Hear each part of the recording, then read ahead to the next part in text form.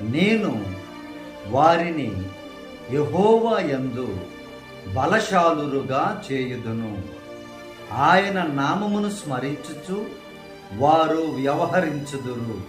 ఇదే యెహోవా వాక్కు. ప్రేమైనటువంటి దేవుని బిడ్డలారా, నీవు దేవుని యొక్క పరిశుద్ధమైన శక్తి కలిగిన నామమును స్మరించుచు నీవు గాని జీవించినట్లయితే దేవునిలో నీవు బలవంతుడవుగా బలవంతురాలుగా ఉండగలరు. మీరు ఇక వేరే వ్యవహారాలు ఏమి కూడా ఉండవు. ప్రభువుని స్మరించుకుంటూ ఈ లోకములో జీవించినట్లయితే చెడ్డ వ్యవహారాలు, పనికిరాని వ్యవహారాలు ఏమి కూడా ఉండవు. చక్కగా వ్యవహరిస్తారు, పరిశుద్ధముగా వ్యవహరిస్తారు, నీతిగా వ్యవహరిస్తారు.